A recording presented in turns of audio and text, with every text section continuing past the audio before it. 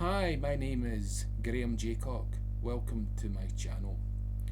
Now, I don't know what the Home Secretary believes, but I want to address this question to her and others.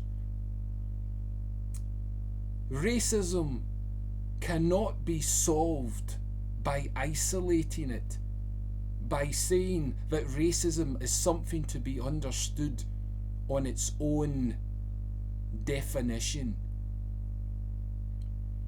Now, I want to point out the remark she said.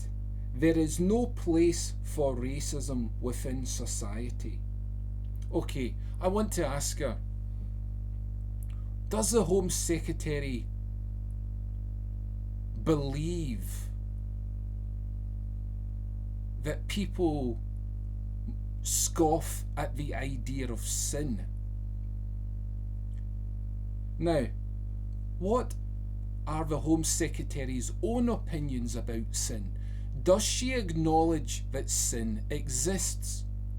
For I believe that sin is what causes racism. And sin is to be found in a person. Sin can have more than one meaning. You see, sin can be when you don't trust God, and sin happens because it has a knock-on effect of decision making and consequences. Now,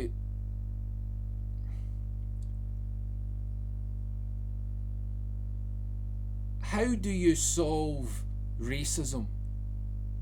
Well, to solve racism, you would need to understand the nakedness of the human flesh. And by flesh I mean the weakness of a human being. The things that causes hate, violence, lust, murder, abuse, all these negative attributes that do no one any good. Now, let me remind you, sin causes racism. And until someone... There's an atheist, there was an atheist martial arts superstar called Bruce Lee. Now, he had a saying, you must first empty your glass before you put in new knowledge. Now, to apply this to racism, you need to throw away this preconceived ideas that you can solve racism by saying, because you have defined racism as a word and you've labelled the attributes, the good points, the bad points, all these things, you think that's how you solve it. No, you have to understand what sin means, because when you understand what sin is, you can appreciate why Jesus concentrated so much on the need to talk about sin within a person. Well, a good point in question. If you read the Gospels, you'll come across a story. Jesus was talking inside a house of some construction, and because of the faith of this injured person, they lowered this injured person through the roof. And you would imagine that Jesus' first words would be, oh, you want to be healed. But he doesn't say that. He says, your sin have been forgiven. Your sins have been forgiven. Through your faith, you came believing that this individual could do something for you. That's faith. Jesus thought more importantly on dealing with your sin than dealing with the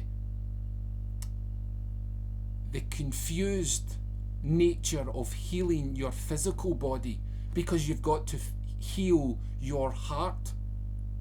It doesn't matter if you're sick physically or mentally. What is important is the nature of your heart. Is it a good heart or is it a bad heart? And by that I don't mean the physical problems of a heart that you need a blood flow and all that. I mean, you're a good person. You have a conscience. And I think this is a problem with racism.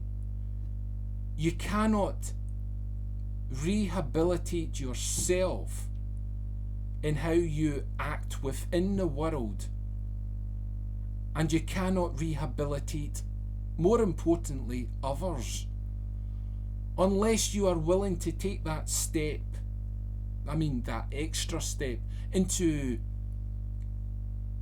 getting deep within yourself and knowing how your body behaves.